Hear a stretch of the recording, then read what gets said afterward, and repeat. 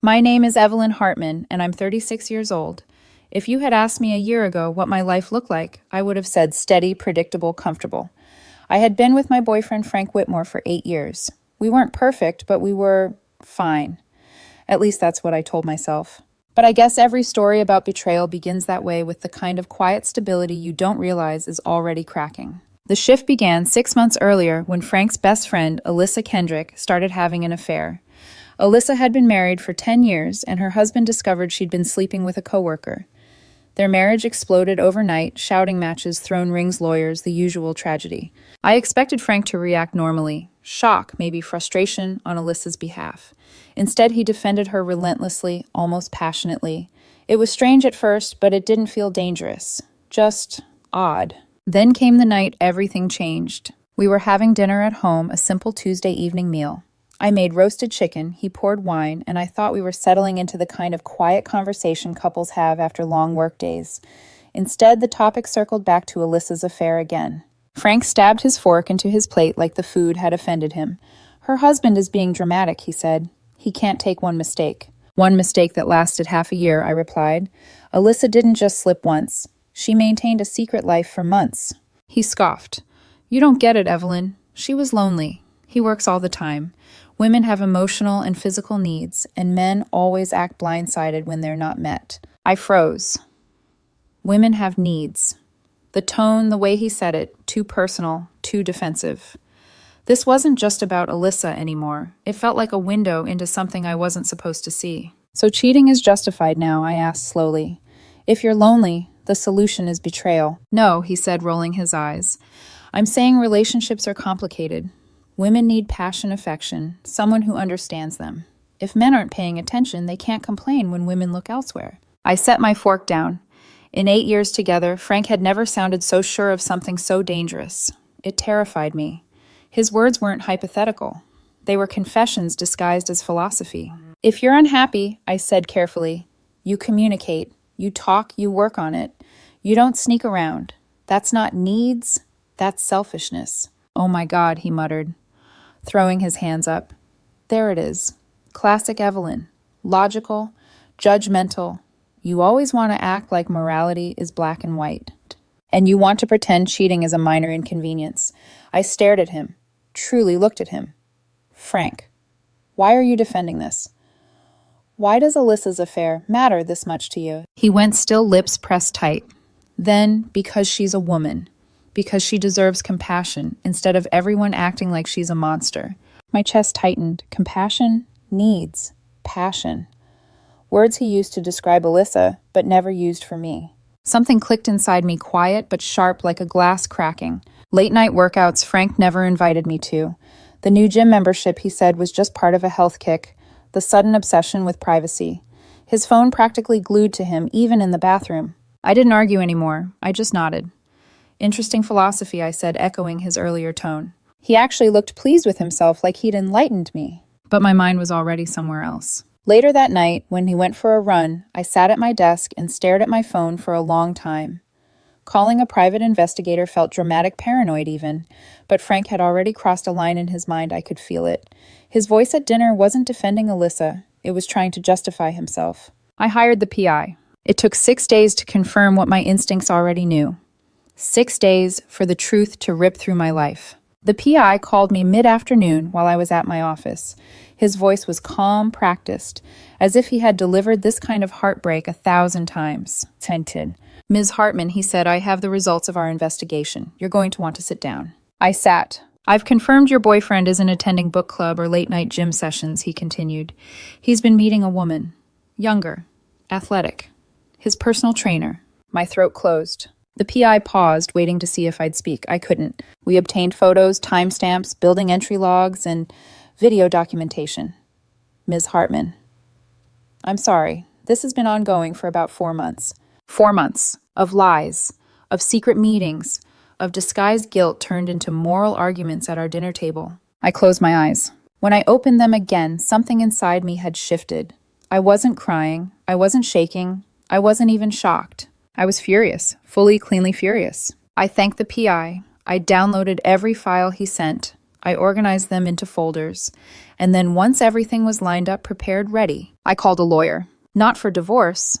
Frank and I weren't married, but we had a house together, shared accounts, a life built on trust that he had already turned into rubble. Everything was about to fall apart, but I was ready now. The betrayal wasn't what broke me. His philosophy did. The next 3 days passed in a blur, half numbness, half cold calculation. I still slept beside Frank, still shared coffee in the morning, still pretended nothing was wrong. He thought everything was normal. That was the part that haunted me the most, how easy the performance was for him. How effortlessly he slipped into the role of loyal boyfriend while sneaking off to be with someone else. The PI's folder sat hidden on my laptop, each photo a small explosion waiting to go off. In one image, Frank was leaning against a silver sedan in a dim parking garage, kissing his trainer like he'd been starving for her.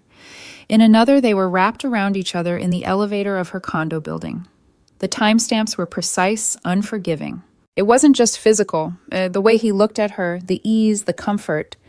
It was intimacy, familiarity, repetition, habits. You don't build that in a weekend. 4 months. 4 months of lies delivered with the same voice he used to tell me he loved me. I spent most of those 3 days trying to decide when and how to confront him. But by Thursday, fate took over. His parents invited us to dinner. We had gone every Thursday for as long as I could remember. I almost canceled, my skin crawled at the thought of sitting next to him at a dinner table, but then something inside me hardened. No, let him perform one last time. We arrived at his parents' house at 6:30 sharp. His mother, always warm, hugged us both. His father nodded with the quiet seriousness he had always carried. It should have felt comforting being in that familiar home, but the room had a film over it now, a distortion created by secrets only I was aware of. His mother made pot roast, Frank's favorite. I swear he smiled at her like nothing in the world was wrong. Halfway through dinner, Alyssa came up, of course she did. Pain gravitates toward pain, and betrayal adores an audience. Frank set his fork down. I still think Alyssa's husband is being unreasonable, he said. She apologized. She wants to fix things, he's just too stubborn. His father shook his head unimpressed. Cheating is a deal-breaker, son. You break trust like that, it's done. Frank laughed under his breath. That's such old-fashioned thinking. People make mistakes. Women have needs that... I cut him off. My voice was calm, but my pulse hammered so violently I felt my chair vibrate. Frank, stop. The table fell quiet. His mother glanced between us. Frank frowned. What I'm just saying. I've heard the speech, I said, several times now, about women and their needs, about how men should just accept it. I placed my napkin on the table and reached into my bag. And since you love this philosophy so much, I thought we should all evaluate it together. I pulled out my phone and opened the folder labeled Truth. Frank's expression changed instantly. His nostrils flared. His eyes darted to the phone like it was a live grenade. I turned the screen to his father first. The photo of Frank kissing his trainer glowed brightly in the dim dining room. His father went red in the face. His mother gasped, her hand flying to her mouth. What is that? She whispered, voice trembling. Frank looked like he had been stabbed. Evelyn. I swiped to the next photo. Frank entering the trainer's condo building. Another swipe, them holding hands in the parking structure like teenagers. Another timestamps lining up precisely with the nights he'd told me he was helping his sister or staying late. Proof, I said. Proof that Frank practices exactly what he preaches. 4 months of practice, actually. He lunged for my phone, but I pulled it back and held up my other hand. Don't bother. I have everything backed up. His mother's eyes were glassy. Frank, you didn't... He swallowed hard.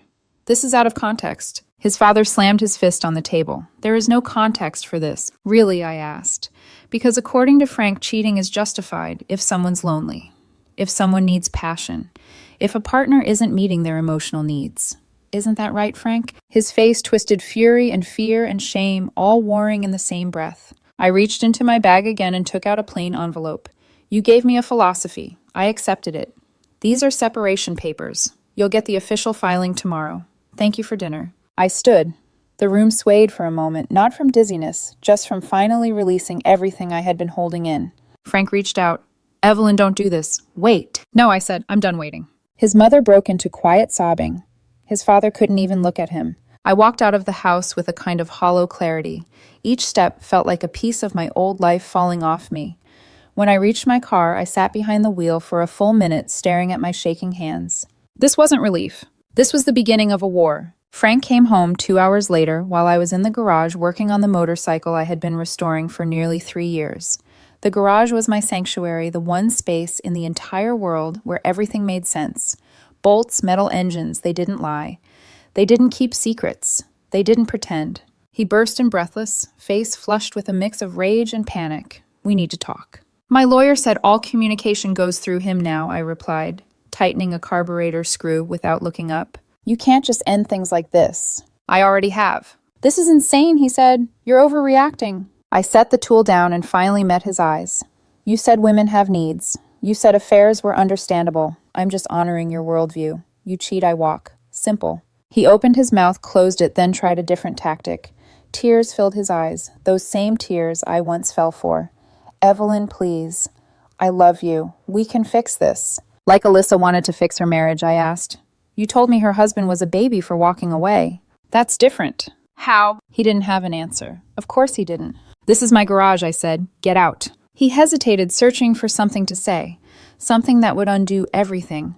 But words can't unkiss someone, can't unlie, can't unbetray. He left, and the door slammed so hard the motorcycle trembled on its stand. Frank didn't speak to me for 2 days after the confrontation at his parents' house, not directly at least.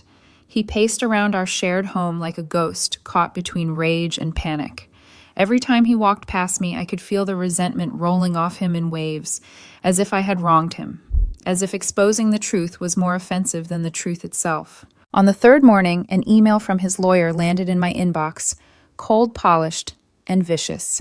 Frank wanted the house. All of it. The property we bought together 4 years ago, the house I had renovated room by room with my own hands, the mortgage I had paid more of. He wanted my car too, because the loan was in both our names, the shared accounts, partial pension contributions, even my tools in the garage. But the part that actually made me laugh, a bitter, humorless sound, was when he claimed emotional damages.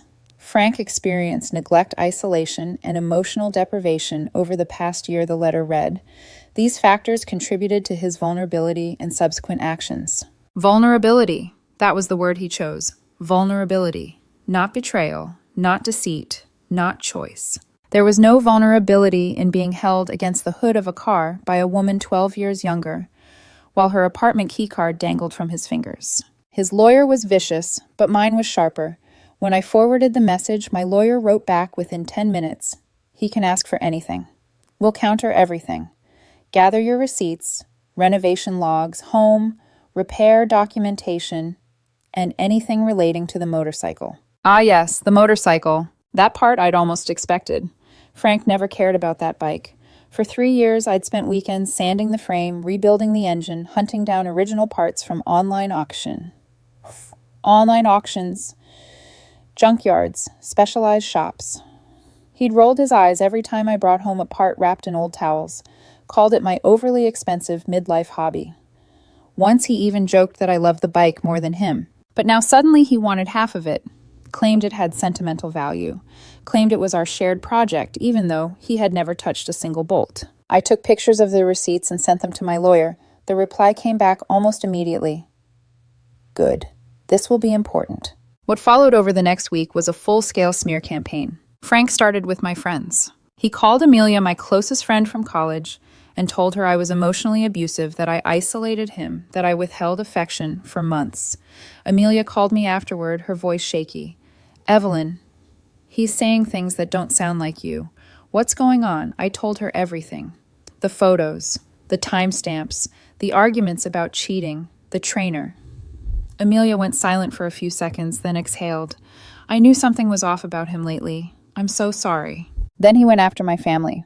I found out because my brother texted me late one night. "Just talk to Frank." What the hell is he talking about? Are you okay? I explained the truth again calmly with evidence. My brother cursed so loudly I could almost hear it through the phone. He's trying to flip the entire narrative. Don't let him. Oh, believe me, I had no intention of letting that happen. But Frank wasn't finished. He posted vague, dramatic paragraphs on social media about surviving emotional manipulation, realizing who truly cares, and the pain of loving someone who won't communicate. He never mentioned my name, but he didn't need to. Everyone who knew us understood exactly who he meant. Half our mutual friends believed him. Half messaged me privately asking what happened. Half fell silent, disappearing like smoke. One person who definitely didn't stay silent was Alyssa, the original spark that set the whole fire. She showed up at my job. I was walking to my car after work when I heard someone call my name sharply. I turned and saw her marching toward me in glossy heels and a too-tight blazer, eyes burning. She didn't greet me, didn't breathe. She just launched into me like a missile. "You're ruining his life," she snapped. "Frank made a mistake, a human mistake, and you're trying to take everything from him." I stared at her. "Are you serious right now?" He told me everything. She went on, jabbing a perfectly manicured finger toward me. "You were cold, distant. You stopped trying. You pushed him away." I laughed. Actually laughed. "You know what's funny, Alyssa? Frank said the same things about your husband when you cheated. Did he learn that script from you? Or did you two just naturally share the same delusions?" She flushed bright red. "He needs support right now, not someone tearing down his life." "Support?" I asked. "From the woman who inspired his speeches about how cheating is understandable? Wow. Circle of life." "You're a terrible partner," she hissed. "He told me everything." "Oh, I'm sure he did," I replied. "Did he tell you about the PI photos, the timestamps? Or did he skip that chapter?" Her mouth twitched. Bullseye. She turned on her heel, muttering something about me being vindictive as she stalked back across the parking lot. I didn't chase her. I didn't raise my voice. I didn't need to. The truth has a way of making liars sweat. 2 days later, Frank escalated again. I was served with a temporary restraining order by him. For a full minute, I just stared at the document while the process server apologized, looking embarrassed. Frank claimed I was unpredictable, volatile, and that he feared for his safety. The accusations were so absurd I almost asked if this was a prank. My lawyer wasn't surprised at all. "He's trying to establish a narrative before the asset negotiations," she said. "This is a common tactic. We'll fight it. Just stay calm." Stay calm. Easy advice, harder practice. The hearing took place 3 days later in a small courtroom that smelled faintly of old carpet. Frank stood on the opposite side with his lawyer trying to look fragile and frightened. He even wrung his hands for effect. The judge glanced over the petition, then at Frank, then at his lawyer. "Mr. Whitmore," the judge said, "do you have any evidence of threats or violence from Ms. Hartman?" Frank hesitated. She's been cold." "Cold," the judge repeated flatly. "Not a threat. Not violence. Processing a breakup is not grounds for a restraining order. Do you have any concrete evidence?" He looked to his lawyer like a child seeking permission to tell the truth. His lawyer cleared his throat. "Your Honor, my client alleges emotional distress caused by Ms. Hartman's behavior. That is not evidence of danger," the judge said. "And Ms. Hartman's lawyer has provided photo and video documentation of Mr. Whitmore's infidelity, which undermines the credibility of these claims." Frank's jaw tightened. The judge didn't drag it out. Request denied. Just like that. His lawyer looked mortified. Mine looked satisfied. Outside the courthouse, Frank tried to approach me, but my lawyer stepped between us like a shield. "All communication through counsel," she said firmly. Frank's face twisted. "This is ridiculous," he yelled. "I made one mistake. One mistake for 4 months," I said quietly. "Live with it." A voice exploded behind us. Alyssa again. "You're destroying him," she shrieked. "You women are all the same. You just can't handle." Security escorted her away before she could finish the sentence. I watched them go, feeling strangely calm. This battle wasn't over. But for the first time since everything began, I felt like I was finally winning, not because I hurt him, but because I refused to be destroyed by him. The restraining order fiasco didn't slow Frank down, it only humiliated him. And humiliation for someone like him always turned into vengeance. The more his lies crumbled, the more desperate he became to salvage some kind of upper hand, some shred of control. What frightened me wasn't his anger, it was the sheer creativity of his manipulation. He didn't just want to win, he wanted me to feel small. And the next battleground he chose was financial. I woke up one morning to another email from his lawyer, this one even longer than the last. Frank wanted revisions to our separation agreement because he now believed he was entitled to more than half of everything. The house, the savings, my car, and of course the motorcycle. He claimed he supported my restoration hobby emotionally and financially. He claimed the bike represented shared bonding time. He claimed it was part of our life-building process. Life-building process.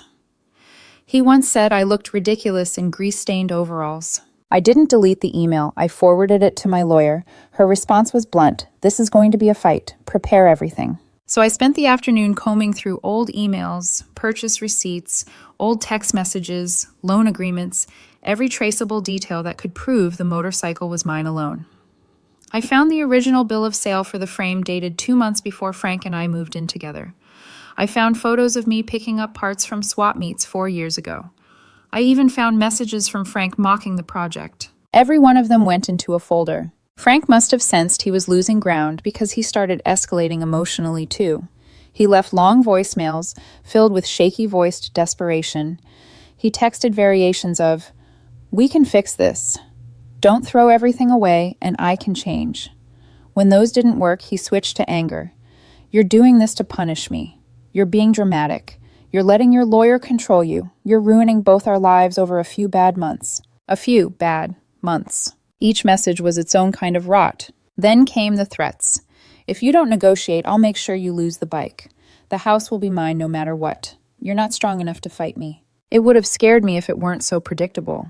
But the house was the real battle. We bought it together. Equal contribution on the down payment. Unequal contributions afterward. Mine larger. The mortgage. The repairs, the renovations I had put in. More of the labor, more of the money, more of the love. He wanted it because it symbolized victory, not because it meant anything to him. My lawyer warned me the judge might give him the house simply because he made less money than I did. "Income disparity is a real factor," she said gently. "Don't panic. We'll get your equity." I nodded. I hated it, but she was right. Some fights aren't about fairness. They're about strategy. As the court date approached, Frank's behavior worsened. His trainer, his affair partner, had apparently ended things with him once the PI's findings came out. She disappeared from his life so fast it left a visible bruise on his ego. Suddenly, Frank was alone, desperate and angry, and he directed that anger toward me. He showed up unannounced twice. Both times he tried to act calm, reasonable, but the cracks were obvious. "We don't need lawyers," he insisted. "We can handle this ourselves. Let's split everything 50-50 and move on." 50-50, I asked. After 4 months of cheating, after trying to weaponize the legal system. He clenched his jaw. "It was one mistake." "You keep saying that," I replied. "But everything you've done since proves it wasn't a mistake, it was a pattern." Each time he failed to get a reaction, he left angrier than he arrived. The worst, though, came the night before the first major court hearing. I was in the garage touching up the cherry red paint on the motorcycle's gas tank. My phone buzzed. A message from Frank. "Enjoy the bike while you can. Tomorrow it's mine." I almost laughed. He had no idea how much evidence I had gathered. No idea how meticulously I documented every purchase, every repair log, every hour I spent building it from nothing. That bike wasn't just a machine, it was a record of my independence, my focus, my resilience. It was the one thing in my life untouched by his influence. And I intended to keep it that way. The next morning, the courtroom was packed with the usual parade of divorces, custody battles, financial disputes. When our case was called, Frank stepped forward. First shoulders tense, jaw clenched. His lawyer launched into a speech about emotional neglect, household contributions, financial strain, and shared sentimental projects. I didn't react, not even when they referenced the motorcycle. They argued it was marital property and a symbol of partnership. Then it was my lawyer's turn. She approached the bench like she had been waiting her whole life for this moment. Calm, precise, deadly. "Your Honor," she began, "we have documentation showing that Ms. Hartman purchased the motorcycle frame and engine before she and Mr. Whitmore entered a committed household arrangement. We have receipts proving she bought each individual part herself. We have photographic evidence of her performing every repair without assistance. We have text messages where Mr. Whitmore explicitly mocks the project and states he wants no involvement.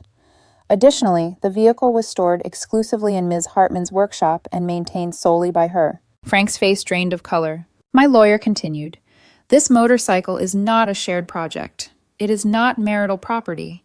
It is the result of Ms. Hartman's individual labor investments and skill, the vast majority of which were completed before and independent of Mr. Whitmore's financial contribution to their shared life." The judge examined the documents, flipping through them one by one. Then he spoke. "Mr. Whitmore, the court finds no evidence that you contributed financially or physically to the motorcycle's restoration. The evidence clearly shows this was Ms. Hartman's personal project. Therefore, it will remain her sole property."